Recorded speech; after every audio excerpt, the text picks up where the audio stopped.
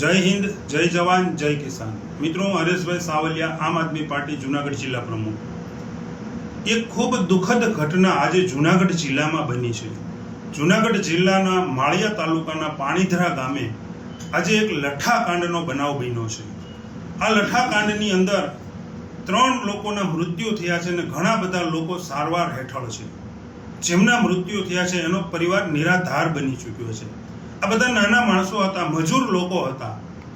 તો પોલીસ તંત્ર અને સરકાર જે ગૃહમંત્રી ફાકા ફોજદારી કરી રહ્યા છે કે ગાંધીના ગુજરાતમાં દારૂનું ટીપુય મળતું નથી, તો આ લઠ્ઠાકાંડ, આ જે દેશી દારૂના હાટડાઓ અત્યારે બધે ચાલી રહ્યા છે, કોની દયાથી ચાલી રહ્યા છે? આના હપ્તા કોણ ઉઘરાવે છે? કોણ આ લઠ્ઠાકાંડના ગુનેગાર, સાચા ગુનેગાર કોણ છે? તો પોલીસ તંત્રને પણ વિનંતી છે કે આ જે કાંઈ આ બની રહ્યું છે તે ખૂબ ખોટું થઈ રહ્યું છે. આજે આ લઠ્ઠાકાંડ એક એવો દુઃખદ ઘટના બની કે જે નાના માણસો હતા એ બિચારા મૃત્યુ પામ્યા છે.